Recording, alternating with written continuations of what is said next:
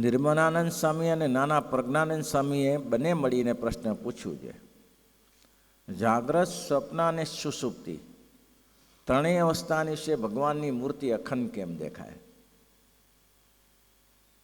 જાગ્રત, સ્વપ્ન અને સુષુપ્તિ જાગતો હોય ત્યારે ભગવાનની મૂર્તિને અખંડ દેખાયા કરે. એ તો ઝીણાભાઈની જેવું જેના અંગ હોય તેનું કામ છે. સપનામાં પણ એને જ વિચાર આવે, મૂર્તિ બ્રહ્મચારી જેમ ત્રણેય કાળમાં ભગવાનનું સ્મરણ કરતા હતા તેવી રીતે. અને જાગ્રત અને સપનામાં જેને મૂર્તિ ભગવાનની અખંડ દેખાય ને સુષુપ્તિમાં દેખાય જ મૂર્તિ ભગવાનની અખંડ. મહારાજે કહ્યું કે સ્વામીજી એમાં છે ને પૂર્વ સંસ્કાર બલિષ્ઠ હોય છે. પૂર્વજન્મને વિશે એને કોઈ મોટા પુરુષને સેવેલા હોય અથવા તો ધ્યાન ધારણા કરી હોય. આ જીવનો સ્વભાવ એવો છે, કોઈ માને કે ના માને, જ્યાં આગલા જન્મમાં છોડેલું હોય ત્યાંથી શરૂ થાય છે.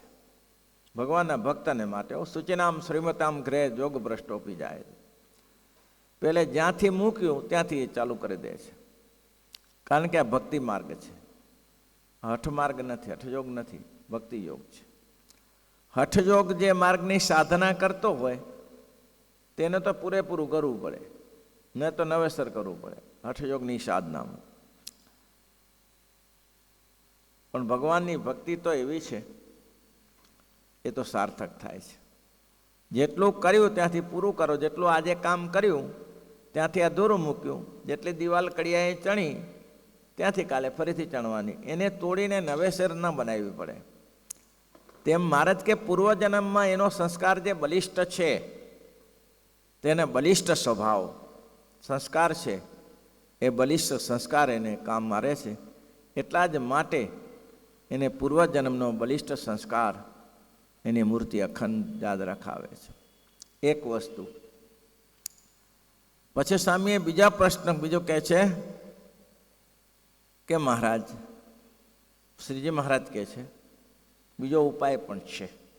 કયો? કામ, ભય અને સ્નેહ કરીને પણ ભગવાનની મૂર્તિ અખંડ યાદ રહે છે. કેવી રીતે રહે? રે જ મહારાજ કે કામી પુરુષ છે એને સ્ત્રી સખત ધ્યાનમાં હોય છે કે નહીં? જે કામી પુરુષને જે સ્ત્રી ગમતી હોય તેને વિશેનું મન અખંડ રહે છે કે નહીં? સ્ત્રીને વિશે સૂતા, જાગતા, બેસતા ત્રણેય અવસ્થામાં સ્ત્રી દેખાતી હોય, કેમ એની સાથે એનું મન લાગેલું છે, વિષયાસક્ત છે. તો કામી પુરુષને જેમ મનગમતી સ્ત્રી મળે અને એમાંથી મન હટે નહીં. અરે એટલે સુધીના દાખલાઓ છે કે કદાચ ને એ સ્ત્રી ન મળી તો ભાઈ એનું મૃત્યુ પણ થઈ જાય, મરી પણ જાય. ઊંઝામાં એક શંભુ કાકા હતા, હવે 65 વર્ષની ઉંમર હતી અને 65ની વર્ષની ઉંમરે એની પત્ની મરી ગઈ, મહિનામાં એ મરી ગયા. બોલો હવે હું કઈ રીતે જીવી શકું ને હવે હું ક્યાં રહું? એ તો એક દિવસ ખબર નહોતું કે મરવાનું તો છે, એટલે ખબર ન હોય. કોઈ પણ પુરુષને એટલી તો ખબર છે ને કે કોઈ સ્ત્રી વહેલી જશે કે પુરુષ વહેલો જશે, પણ જવાનું છે મન ફેરફાર નથી કહે, જવું તો પડશે જ. તો મહારાજ કહે છે આ બે વસ્તુ છે. કામ છે, કામે કરીને ગમે તેવું થઈ જાય તો એ પણ સ્ત્રીની પાછળ પડ્યો રહે છે. તો કેવી સ્ત્રી દેખાય છે? તો કે કામ કરીને, કામ પછી માને કરી અને 3 વસ્તુ બતાવી. ભય કરીને ભગવાનની મૂર્તિ અખંડ દેખાય. શેનો ભય? કંસને ભય હતો. શેનો ભય હતો? કંસને કોનો ભય હતો? ભણાજીનો, કે હમણાં આવશે અને મને મારશે, હમણાં આવશે ને મને મારશે. એને પથારીમાં પણ કૃષ્ણ જ દેખાતા હતા, એને ભોજનમાં પણ કૃષ્ણ દેખાતા હતા, એને સ્નાનમાં પણ ભોજન કૃષ્ણ દેખાતા હતા. કૃષ્ણ સિવાય એને કંઈ દેખાતું નહોતું, કારણ કે એને ભય હતો. જે ક્રિયા કરે એમાં કૃષ્ણની મૂર્તિ આગળ રહે. જેમ કે સ્વરૂપાનંદ સ્વામીને કહ્યું કે તમે મૂર્તિ કેવી રીતે યાદ રાખો છો, તો એને કહ્યું ને કે જેમ બાણ હોય અને બાણની નોચ ઉપર લીંબુ ખોસ્યું હોય, પછી આમ બાણ ચડાવીએ તો લીંબુ જ દેખાય. તેમ આ ભક્તને ભય છે. અને આપણે શેનો ભય છે? જન્મ મરણનો ભય છે. તમને જો જન્મ મરણનો ભય હોય તો તમને ભગવાનની મૂર્તિ અખંડ દેખાય. મારી નાખશે, જમના દૂતો તોડી નાખશે. હું ભજન નહીં કરું, ભક્તિ નહીં કરું, મહારાજનું સ્મરણ નહીં કરું તો જમના દૂતો મને છોડશે નહીં, તોડી નાખશે. તો જન્મ મરણનો ભય હોય તેણે કરીને પણ, જન્મ મરણનો જેને ભય હોય તેને પણ ભગવાનની મૂર્તિ અખંડ દેખાય.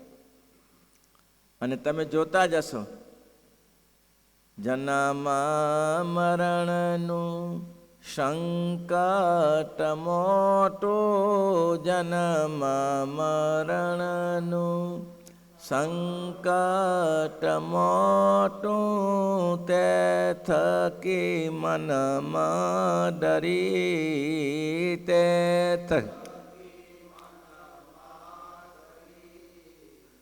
જીલ્યો ને સહજાનંદ હરી. જન્મ મરણનું સંકટ મોટું છે, જન્મ મરણનો ભય મોટો છે. બાળક જન્મે છે, આ પેટ ચીરીને કાઢવા પડતા હોય છે, અથવા તો જન્મે ત્યારે જેમ શેરડીમાં ચૂંચડામાં શેલી પીલાઈએ એવી રીતે બહાર નીકળે છે. જોનીથી બહાર નીકળવા કઠિન કામ છે. તો કેટલું કામ છે, મરી પણ જાય છે ઘણા બાળકો એમાંથી જન્મ સમય મરી પણ જાય છે. આટલું ભયંકર છે. અને 9 મહિના સુધી ઊંધે માટે લટકવાનું છે. પોષણ શું? જે માં ખાટું ખારું ખાય એ જ પોષણ છે ને. એમ જ કોથળીમાં, મળની કોથળીમાં લટકી રહેવાનું ને. એ જન્મ મરણનો ભય હોય કે હું ભગવાનનું ભજન નહીં કરું તો આ પાછું આવીને ઊભું રહેશે. એક સંતે પૂછ્યું સંતને કે સ્વામી શું કરવું જોઈએ ભગવાન ભજવા માટે? તો કે એક જ કામ કરાય, બીજી માં ન કરાય. હવે બીજી માં કરો કે એક માં કરી દીધી, હવે બીજી માં ન કરાય. બસ આટલું કરી લો. તો મહારાજ કે જન્મ મરણનું સંકટ મોટું છે, એના થકી બચી જવું હોય તો ભલભલા થઈને. હવે આ લોકોના સંકટ તો શું? શ્રીજી મહારાજે કીધું ને, આ લોકોની નાની મોટી ઉપાધિ આ જગતની તો કંઈ ના કહેવાય. એ ઉપાધિ ના કહેવાય. ઉપાધિ તો એને કહેવાય. કઈ કહેવાય? કે કોઈ છૂટવાનો માર્ગ નથી. અને છૂટવાનો માર્ગ ગર્ભવાસમાં નથી માણસને. કઈ બાજુ જવું એ કંઈ છૂટવાનો માર્ગ નથી. ઘરની કોટડીમાં પડ્યા હો તો દરવાજો ખોલીને બહાર તો નીકળી શકો છો. એમાં કયો દરવાજો છે 9 મહિના સુધી તમે બહાર ખોલીને નીકળી શકો છો? એમાં ને એમાં રૂંધાવાનું છે. અને તમે જાણતા હશો કે ઘણા બાળકો ગર્ભમાં મરી જાય છે. તે મરી જાય છે શું મોજથી મરી જાય છે? મોજથી નથી મરતા, એ તકલીફથી મરે છે. તો આવું જન્મ મરણનું દુઃખ છે, તેના થકી ભય હોય. કંસને કૃષ્ણનો ભય હતો કે હમણાં આવીને મારી નાખશે, હમણાં આવીને મારી નાખશે. અને રાત્રે દિવસ એ જ પ્રયાસો કરતો હતો. જે જુઓ તો પ્રયાસો કંસનો કયો તો કે આને આ પ્રયાસો કઈ રીતે બચી જવાય, કઈ રીતે બચી જવાય, હું કેવી રીતે અમર થઈ જાઉં. અમર થવાનું તો કોઈને લખ્યું નથી, છતાં રાત્રે દિવસનો એને ભય રહેતો હતો. રાતે સૂતા સૂતા જાગી જાય ત્યારે એમ લાગે હમણાં કૃષ્ણ આવશે, હમણાં કૃષ્ણ. ક્યારેક વિચાર કરજો કે રાત્રે તમે સૂતા સૂતા જાગો તો તમને શેનો સંકલ્પ થાય છે? ભગવાનનો સંકલ્પ થાય છે? તમને શેનો ભય લાગે છે? જગતની વિષયનું યાદ આવે છે કે ભગવાન યાદ આવે છે? Most of. અને આગળ વચનામૃતમાં કહી દીધું મહારાજે કે મહારાજ કે જાગ્રત, સ્વપ્ન અને સુષુપ્તિ આ ત્રણેયમાં તમારે તપાસ કરવો કે તમને ભગવાન યાદ આવે છે કે જગત વિષય યાદ આવે છે. ભગવાન પ્રધાનપણે છે કે વિષય પ્રધાનપણે છે? તો વિષય પ્રધાનપણે જ્યાં સુધી નહીં મટે ત્યાં સુધી તમને ભય નથી. એટલે મહારાજે કીધું ભય, કામ અને સ્નેહ. રાવણને શું હતું? કંઈ સામાન્ય હતો? રાવણ કોઈ સામાન્ય હતો? ભલભલા 9 ગ્રહોને પોતે વશ કર્યા હતા. ઉપર ઇન્દ્રાસન ઉપર જઈને બેસતો, આવી એની તાકાત હતી. પણ શું થયું? જ્યારે રામચંદ્રજીનું આવવાનું થયાગમન થયું ત્યારે શું દેખાતું હતું? એને રામ જ દેખાતા. એ ભલે પોતાના ઘણા બડાંગા મારતો હતો કે આમ કરું તેમ કરું, એને રામ જ દેખાતા હતા. શ્રીજી મહારાજ તો અહીંયા કહ્યું કે જો ભાઈ દેખાય જ ને ભગવાનની મૂર્તિ, એ તો દેખાય જ. એવું કહ્યું કે ભય કામ અને સ્નેહ હોય તો ભગવાનની મૂર્તિ દેખાય. કેમ? તો કે નાના બાળકને એની મા જોડે સ્નેહ છે તો મા જ દેખાય કે બીજું દેખાય? નાના બાળકને એની મા જોડે, એને બીજો કોઈ આધાર નથી. નાના બાળકને એમ સારામાં સારું દ્રષ્ટાંત છે. નાના બાળકને એની મા સિવાય કોઈ આધાર ખરો બીજો કોઈ જગ્યાએ જાય તો?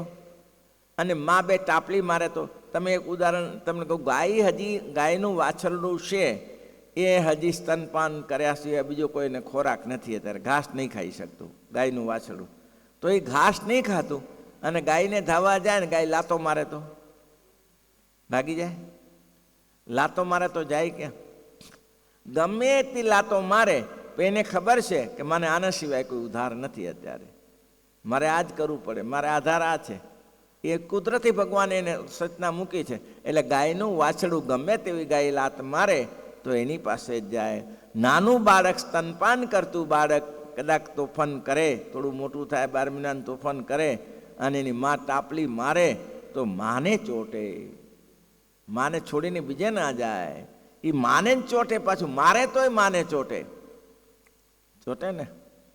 તેમાં સ્નેહ કરીને, જો તમને ભગવાનની વિશે સ્નેહ હોય તો તમારે એના માટે બીજું કંઈ નહીં થાય, આ જ થશે. મુરજી બ્રહ્મચારીને મહારાજે બહુ હેરાન કરતા, ઉદાહરણ માટે હેરાન કરતા. તો મુરજી બ્રહ્મચારીને મહારાજે કહ્યું કે તમે નકટા નહીં દેખાતા કે હું તમારું આટલું અપમાન કરું છું, હું તમને હેરાન કરું છું, તો તમે ચાલ્યા નહીં જતા ગમે તે જગ્યાએ? પણ મહારાજ જઈએ ક્યાં? કોઈ ભગવાન તો હોવા જોઈએ ને. આના સિવાય બીજો ભગવાન દેખાય તો ચાલ્યા જાય ને, કોઈ જગ્યાએ ભગવાન જ દેખાતો નથી તો જઈએ ક્યાં મહારાજ? ભગવાન દેખાય તો ચાલ્યા જઈએ. તેમ એવો જે તમને હોય કે ભગવાન સિવાય તમારી પાસે ભગવાન સિવાય બીજો કોઈ તમારો આધાર નથી, તો તમે જાઓ ક્યાં? એ જ તમારે જવું પડે. સ્નેહ તમારે ભગવાનની વિશે અનન્ય ચિંતયંતી યો જના પર તેસામ નિત્ય વિયુક્તામ યોગ સેમો. અને મહારાજ કે એવા ભક્તનું રક્ષણ સદાને માટે હું કરું છું. એવા અનન્ય ભક્ત હોય તેને 3 જ વસ્તુ છે, કાં તો કામ, કાં તો ભય અને કાં તો સ્નેહ. આ 3 વસ્તુ કરીને ભગવાનનું દર્શન થાય છે. તે સિવાય કોઈ ઉપાય નથી. ન મળી મારે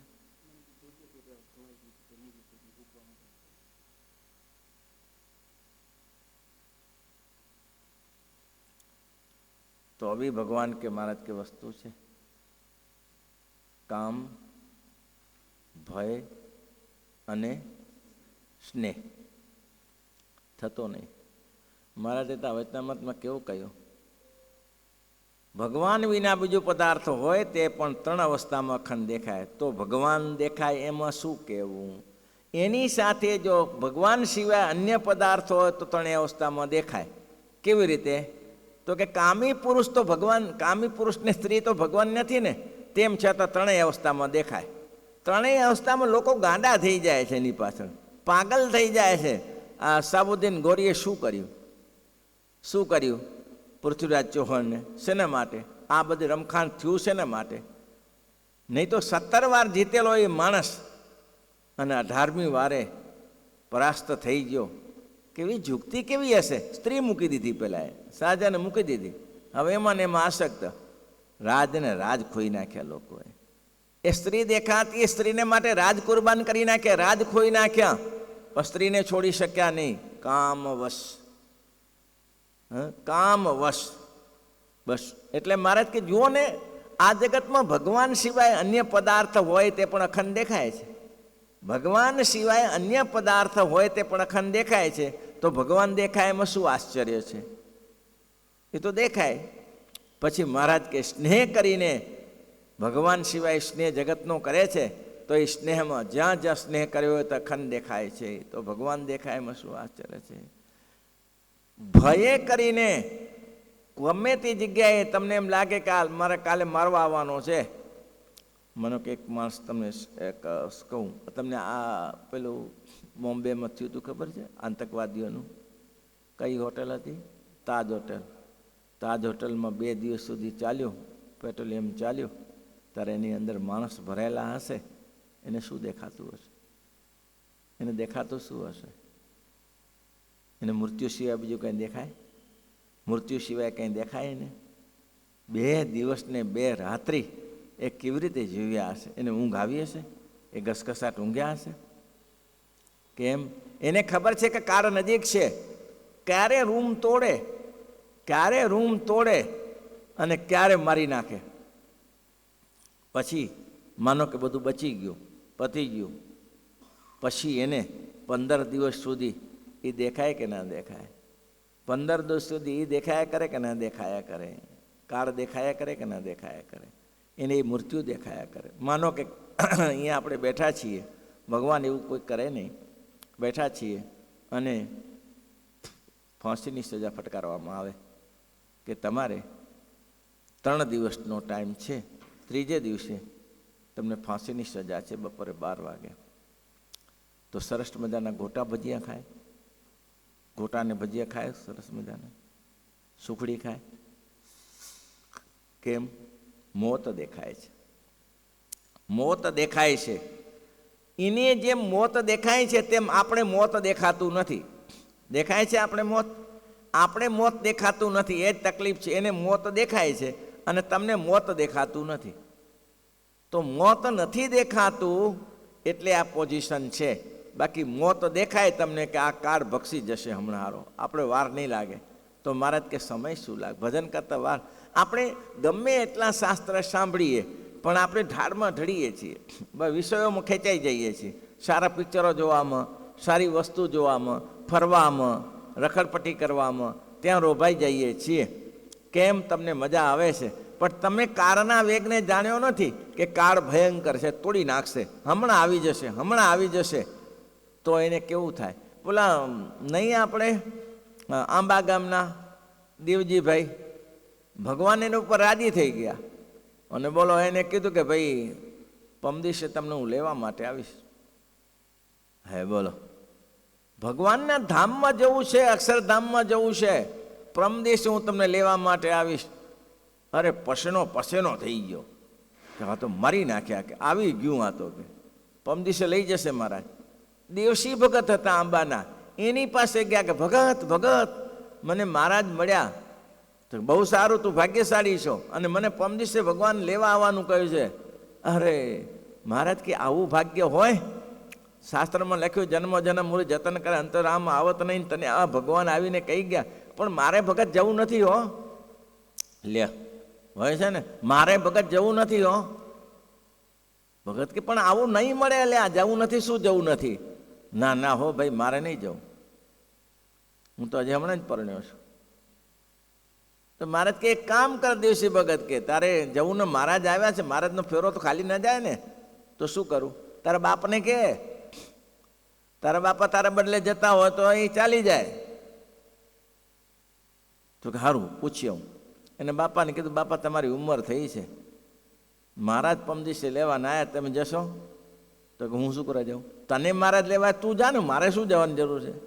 લ્યો, એની મધરને પૂછ્યું, મધર તમે જશો? તો હું શું કરવા જાઉં? પત્નીને પૂછ્યું, કોઈ તૈયાર નથી. દેવસી ભગતને કે ઘરમાં કોઈ તૈયાર થતું? ભગવાન અક્ષરાધિપતિને આપણે ખબર છે કે મહારાજ લેવા આવવાના છે, તોય આપણી તૈયારી નથી. આપણે જન્મ મરણનો ભય નથી, નહીં તો આવું મૃત્યુ ક્યાં મળે? પણ આપણી તૈયારી નથી. અને પછી તો શું થયું ભાઈ? દેવસી ભગતને ગમે તે કરો, મારે જવું નથી. દેવસી ભગત જ્યાં આવે ગઢપુરમાં ગોપીનાથ થાળ કરી અને સંતોને જમાડી આવે, જ્યાં મહારાજ ના પાડી દે. દેવસી ભગતને આવી સ્થિતિ, ના ગયા. બોલો, થાય છે? જવાનું થાય છે. એને કાળ દેખાયો, હવે મારે મરવાનું નજીક છે, ભગવાનના ધામમાં જવું છે, તોય જીવની તૈયારી નથી. આપણે બધા એને ધામની વાતો કરી છે, અક્ષરધામમાં જવું છે, અક્ષરધામમાં જવું છે. આ જગત ખોટું છે, પણ ખોટું છે એટલું બોલીએ છીએ પોપટની જેમ. પોપટની એની મમ્મીએ કહ્યું કે બિલી આવે તારે બેટા ઉડી જવું આપણે.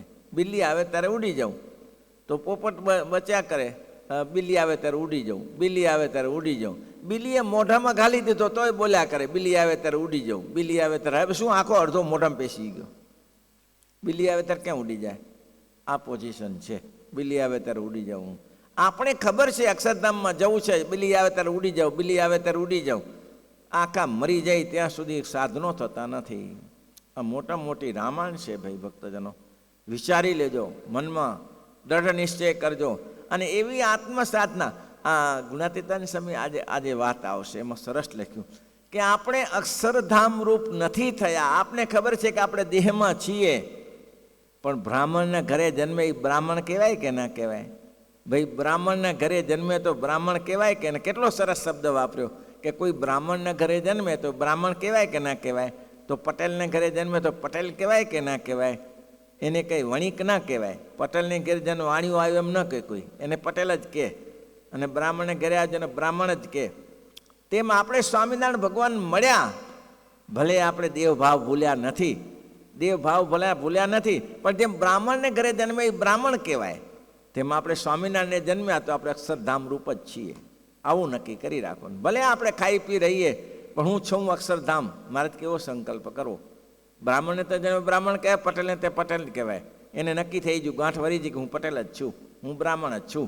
તેમ આપણે ભગવાનને તે જન્મ્યા, આપણે ભાગ્યશાળી તો હશે ને. એમ લખ્યું ને, શ્વાસે શ્વાસેથી નિત્ય સંભાળું, શ્વાસ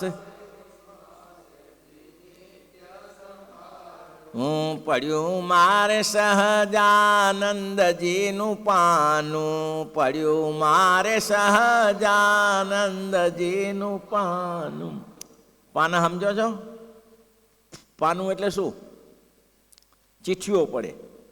પહેલાં ચિઠ્ઠીઓ પડતી, આ ખેતર આનું ને આ ખેતર આનું, આ ખેતર જેની જેની ચિઠ્ઠી જેમાં પડે એ લઈ લેવાનું.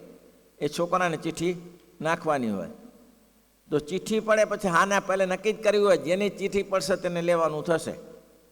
પછી એમાં બીજું ચાલે નહીં. એ પાંચ પંચાયતની સામે નક્કી કર્યું હોય. પછી તમારા ભાગમાં જે ચિઠ્ઠી પડી તે તમારે સ્વીકારી લેવાનું. આપણા ભાગમાં કોની ચિઠ્ઠી પડી? ચિઠ્ઠી કોની પડી? સ્વામિનારાયણની ચિઠ્ઠી પડી છે. તો આપણા ભાગમાં સ્વામિનારાયણની ચિઠ્ઠી પડી છે, તો સ્વામિનારાયણની ચિઠ્ઠી સ્વીકારી લેવાની. શું? આપણે અક્ષરધામ રૂપ જ છીએ. અને અક્ષરધામ અત્યારથી મારે જ કે અભ્યાસ કરો તો કરશો તો થશે. વિદ્યાર્થી પેપર લખવા જાય અને ડાયરેક્ટ જ બેસી જાય. કોઈ વિદ્યાર્થી ગમે તો બુદ્ધિશાળી હોય તો પેપરનો સારા ટકાવારી ના લાવી શકે ને, લખી ના શકે. પણ જો 12 મહિનાથી મહેનત કર્યા કરતો હોય તો વિદ્યાર્થી સફળ થાય ને થાય. 12 મહિના મહેનત કરી હોય તો તમે છેલ્લે મહેનત કરશો કે હવે બસ અંતિમ સમય આવશે ને ત્યારે મારા લઈને બેસી જશું. તમને ખબર નહીં અંતિમ સમય આવે કે ઓચિદા ઉપડી જશો, તો તમે મારા લઈને ક્યાં બેસી જશો? વાત બહુ મહત્ત્વની છે. મારે કે 3 જ વસ્તુ છે. એક તો ભય. આ જગતનું દૃષ્ટાંત આપ્યું. જગતમાં ભય છે, જેના થકી ભય છે તે સામે દેખાય છે. તમને એમ કીધું હોય કે તમારે પમદીસે ફાંસીની સજા છે, તો તમને ફાંસીનો માતડો જ દેખાય, બીજું કંઈ દેખાય નહીં. તમને બીજું દેખાય ખરું? તમને ફાંસીનો માતડો જ દેખાય. હમણાં આવી જશે. તેમ જેમ ભય છે તેમ દેખાય. અને જે મનગમતી સ્ત્રીને, એને સ્ત્રી સિવાય બીજું કંઈ દેખાય જ નહીં, સ્ત્રી જ દેખાય. અને જેને સ્નેહ છે નાના બાળકને, તો એની મધર જ દેખાય, એના પિતા જ દેખાય, બીજું કંઈ દેખાય નહીં. તેમ તમને જો ભય, જન્મ મરણનો ભય હોય, અને તમને જો કામ કોઈ ભગવાનના અક્ષરધામની ઈચ્છા હોય, કામ એટલે વાસના, અક્ષરધામની વાસના હોય, અને તમને જો સ્નેહ હરિકૃષ્ણ મહારાજની જોડે હોય, તો મહારાજ કહે છે ભગવાન સિવાય બીજું એને કંઈ દેખાય જ નહીં, ભગવાન જ દેખાય. આ 3 વસ્તુ છે. પ્રશ્ન શિવાનંદ સ્વામીને પ્રજ્ઞાનંદ સ્વામીનો પ્રશ્ન છે. નિર્મળાનંદ સ્વામીને પ્રજ્ઞાનંદ સ્વામીનો બંને મળીને પ્રશ્ન પૂછ્યો કે મહારાજ આનું શું થઈ શકે? જાગ્રત સત્તાનું સુશ્રુતિમાં 3 અવસ્થામાં ભગવાન કેમ દેખાય? એક તો કે મારે જે પૂર્વકર્મનું જે કર્મ હોય એની વાત અલગ છે. પૂર્વજોગ ભ્રષ્ટ હોય, તપ કરીને આવ્યો, ભજન કરીને આવ્યો હોય, આપણે આ સાલે ન થયું, આ વર્ષે આ જન્મમાં ન થયું, તો આપણે આવતા જન્મમાં પછી સફળ થઈ જઈએ. એક વસ્તુ છે. સૂચિનામ શ્રીમતે કરે એટલે કોઈ ગધાડ કૂતરામાં આપણે જવાના નથી. આપણે ગધેડા કૂતરામાં જવાના નથી. કરીએ છીએ ને નિષ્ફળ ના જાય. મેં કીધું ને જેટલું કર્યું એટલે પૂરું થઈ જાય, બાકી આવતા જન્મમાં. જેમ કે આ વર્ષમાં જેટલું થયું તો બાકીનું આવતા વર્ષે કરવાનું.